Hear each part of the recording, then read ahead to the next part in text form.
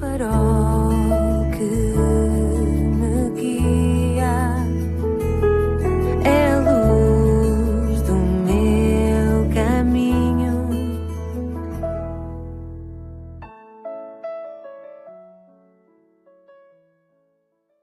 Sou o Carlos Oliveira e quero dar as boas-vindas à 93ª edição do programa Pedindo Luz, cujo tema hoje é A Procura de Deus. O cético pergunta, valerá a pena procurar Deus? Irá alguém encontrá-lo? É claro que sim, digo eu. Mas onde? E como procurá-lo? É isso que vamos ver. Qualquer ser humano está suficientemente informado de que esta vida física não é para sempre e que a morte é mais certa do que a vida. Curiosamente, havia um letreiro numa cantina que dizia assim: come e bebe enquanto estás vivo, porque irás passar muito tempo morto. Posto que a morte é o que temos de mais certo e o dia da morte o de mais incerto, e que iremos passar mais tempo mortos fisicamente do que vivos, convém investigar o que está para além da morte física. Ora, investigar o que acontecerá depois da morte física, se haverá ou não uma outra vida, passa por conhecer quem nos criou, pois só realmente Ele nos pode dar todas as informações concretas a este respeito. Blaise Pascal afirmou um dia: só há duas espécies de pessoas razoáveis, as que servem Deus de todo o coração porque o conhecem e aquelas que o procuram de todo o coração porque não o conhecem. Portanto, para seres uma pessoa razoável, tens que te situar numa destas duas posições. É lógico que aqueles que não conhecem Deus, que não investigam, nem estão interessados em encontrá-lo, não são pessoas razoáveis. Isto segundo o critério do grande sábio Blaise Pascal. A procura de amizades já vem desde tempos bem remotos, às vezes até a procura de amizades a grandes distâncias. No passado isso aconteceu através do correio, do telefone, da rádio, até de radioamadores, e hoje através da internet, entre outros meios. É curioso e incompreensível como se procura a amizade de pessoas distantes e não se busca a Deus, que sabemos pela Bíblia não está longe de cada um de nós. Foi assim que o apóstolo Paulo referiu Deus no Areópago de Atenas quando falava aos filósofos ali naquele tempo. Em 1960, o Observatório Nacional de Rádio dos Estados Unidos levou a efeito o projeto OSMA, que consistiu em enviar mensagens de rádio em 1420 MHz para as estrelas Seti e Eridani, situadas à distância de 11 anos-luz da Terra. Se estivesse lá alguém para responder e o fizesse de imediato, teríamos a resposta passados 22 anos, em 1982. É claro que não havia lá ninguém e por isso não houve resposta nenhuma. Infelizmente, procuram-se amigos em todos os lados, mesmo em locais onde não se sabe se existe alguém. Neste aspecto, inexplicavelmente, as pessoas não se coíbem e não têm vergonha de estar a chamar por quem não existe. Mas quando se trata de Deus, que eles dizem que não existe, assumem um comportamento estranhamente contraditório, ilógico, incoerente, incrível, não é? Bem, eu nem comento. Deixo esse juízo para ti. Está aí alguém? Respondam. Comuniquem connosco. Estas são algumas das perguntas que se enviam para o espaço, seja através da rádio, seja através de sondas interplanetárias.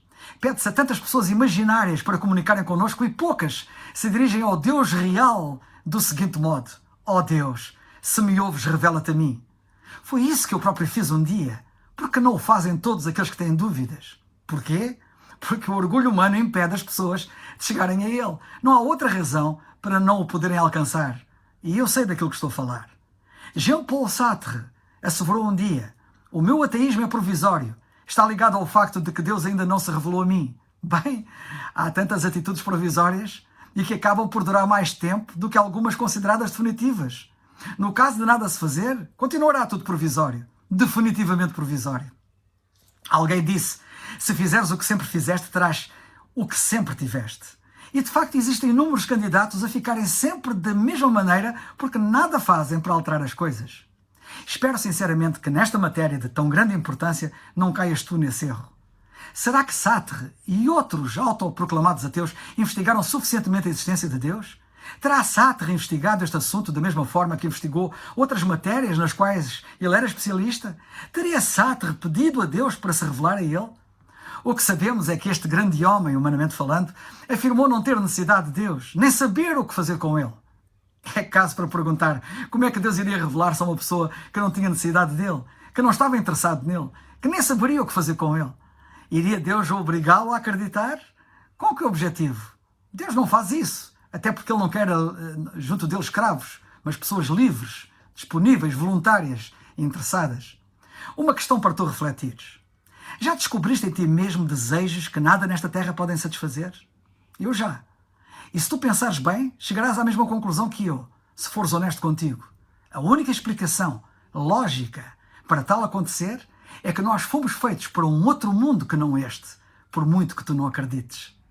Já li que Bertrand Russell, outro confesso ateu, não investigou a ressurreição de Cristo e até há quem duvide que ele algum dia tenha lido o Novo Testamento. Tudo isso por causa do orgulho, da teimosia, até do gosto. Já dizia Friedrich Nietzsche, é o nosso gosto que decide contra o cristianismo, não são os nossos argumentos. Ao menos este foi honesto, algo que muitos para prejuízo próprio não são. Aliás, o orgulho de Nietzsche está bem patente quando declara: se existissem deuses, como suportaria eu não ser um deus? Ao contrário de muitas pessoas que decidiram não acreditar, nem sequer investigar, aquele que é inteligente, aquele que é sábio, procura Deus. Mas procurar como? Se não há ninguém que tenha ido ao outro lado ver como era para contar depois como foi. Como é que havemos de investigar?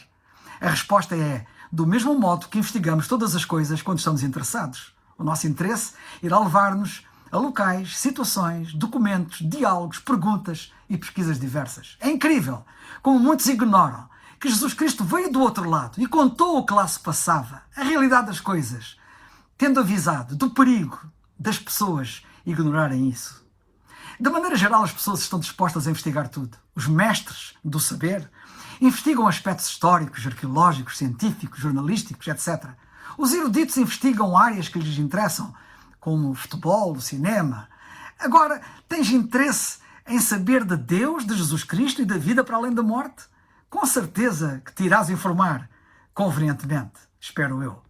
Sabe que qualquer investigação acerca de Deus tem que necessariamente passar pelo estudo da Bíblia, que está ao alcance de todos nós. Podemos fazer outras pesquisas, mas será um erro desprezar ou ignorar a fonte mais acessível e, mais importante, a mais credível. É um livro como outro qualquer, dirás tu. Será? Quantos há que assim pensavam e quando o analisaram a sério descobriram que a Bíblia é realmente o livro de Deus, que é realmente a palavra de Deus, que Deus fala neste livro? Mas aqui neste ponto, só te posso dizer que terás que ser tu mesmo a analisar e a descobrir a veracidade daquilo que digo. Não te recomendo uma convicção emprestada, que não seja tua, mas de outrem. Todos os ateus honestos encontraram o Deus verdadeiro quando arregaçaram as mangas e fizeram pesquisas nesse sentido. Até mesmo aqueles que honestamente procuravam provas da sua não existência acabaram por o encontrar, como foi o caso do general americano Lewis Wallace, o autor do célebre livro Ben-Hur, que deu origem ao filme com o mesmo nome, filme com 12 Oscars. Sim, ateus honestos como ele acabaram convertidos ao Senhor Jesus Cristo. Não compreendemos bem a existência de Deus? Claro que não, pois se Ele é tão maior do que nós, como é que havíamos de compreendê-lo totalmente? De facto, se até nem compreendemos bem alguns simples eletrodomésticos criados pelos homens, como poderíamos compreender o Criador dos homens? Nos eletrodomésticos não entendemos o hardware, mas esperamos que o software funcione quando premimos um botão. E perante Deus é o mesmo. Nós não compreendemos o seu hardware, todavia, quando nós premimos o botão do software da oração, ele funciona. E nós vemos que funciona. Como diz a Bíblia, provai e vede que o Senhor é bom. Bem-aventurado o homem que nele confia. Salmo 34:8. A Bíblia classifica o apóstolo Paulo como aquele que anuncia agora a fé que antes destruía. Gálatas 1:23. Paulo não acreditava e passou a acreditar, tornando-se no precursor de muitos incrédulos que acreditaram. Depois de Saulo de Tarso ter convertido, as igrejas da Judeia ouviram que este arquiperseguidor da fé cristã se tinha tornado num fervoroso pregador e defensor da fé. Tratou-se de uma conversão de facto notável. Em tempos mais recentes têm ocorrido incidentes espetaculares em que vários homens têm experimentado uma reviravolta semelhante. Os famosos Lord Lyttelton e Gilbert West decidiram conjuntamente no século XVIII que iriam derrubar a fé que defendiam a fé daqueles que defendiam a Bíblia. Ambos queriam que o cristianismo era uma religião prejudicial que deveria ser destruída. Lyttelton ia refutar os registros da conversão de Saulo de Tarso, que se transformou em Paulo, enquanto West iria provar conclusivamente que a ressurreição de Cristo era um mito. Disseram eles, se quisermos ser honestos, temos que, pelo menos, estudar as evidências. Eles conferenciaram muitas vezes, durante o seu trabalho, e um dia Lyttelton abriu o seu coração ao amigo e confessou que estava a começar a sentir que havia algo de verdade naquilo.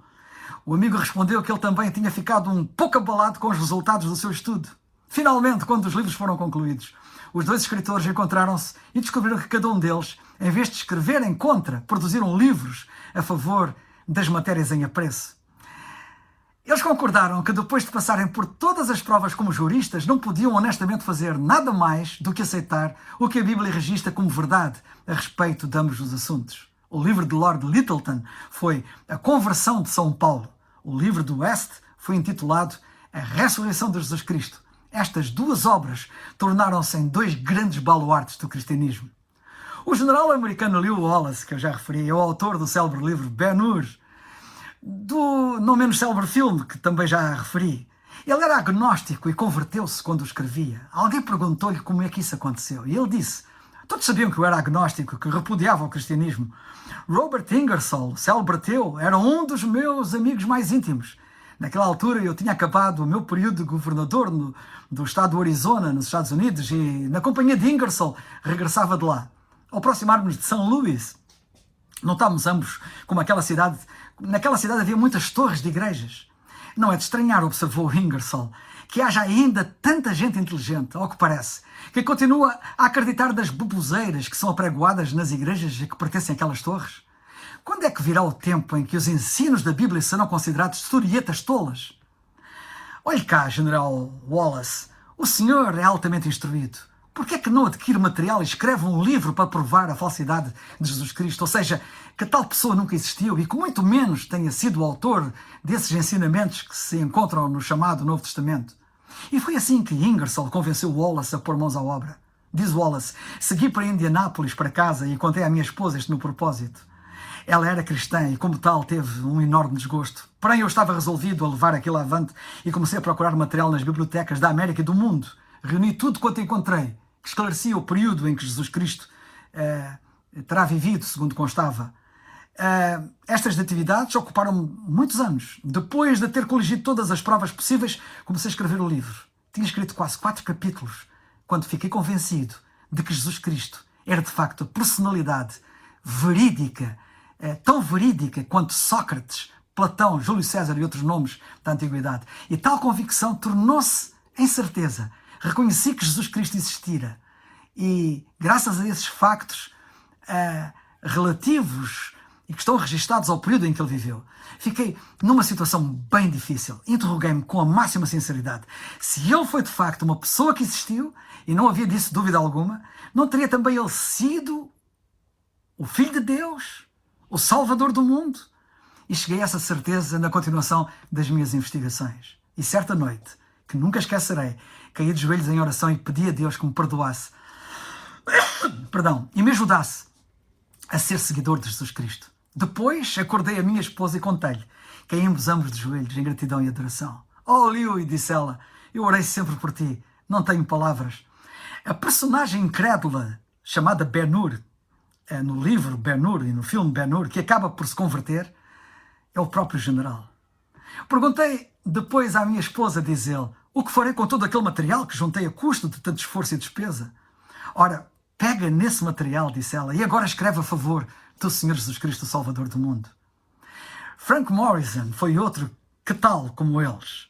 Ele queria escrever uma história a respeito de Cristo, mas uma vez que ele não acreditava em milagres, decidiu limitar-se aos 7 últimos dias que antecederam a crucificação. No entanto, ao estudar os registros bíblicos, estendeu o estudo para a ressurreição. Convencido de que Cristo tinha verdadeiramente ressuscitado, recebeu como seu Salvador e escreveu o livro Quem Moveu a Pedra.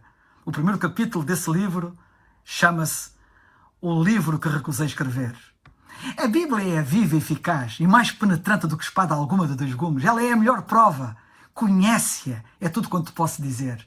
Mas aquela não foi a primeira vez que as evidências forçaram os céticos a uma conclusão inesperada. Ninguém ficou mais surpreso com a ressurreição do que os próprios discípulos de Jesus Cristo. O Senhor Jesus Cristo apareceu pela primeira vez a um grupo de mulheres, no túmulo vazio, mas elas não estavam para felicitar o Senhor Jesus Cristo pela sua ressurreição. Elas foram ali para ungir o seu cadáver. Elas não esperavam um Salvador ressuscitado. Depois, quando elas foram informar os apóstolos, estes também não acreditaram, mas pensaram que as mulheres estavam a contar uma historieta. Lemos isso em Lucas 24. Também eles eram incrédulos, mas Como depois eles passaram a crer naquilo em que eles se tornaram. Como eles passaram a crer naquilo que antes consideravam impossível. O que fez com que estes céticos, temorosos e tímidos fossem depois encontrados 40 dias mais tarde a pregar corajosamente no templo a ressurreição de Jesus Cristo dentre os mortos? A resposta é simples. Eles examinaram as evidências e acharam-nas demasiado convincentes para as negar. Espero que faças o mesmo. Crê no Senhor Jesus Cristo e serás salvo. Atos 16:31. É o farol que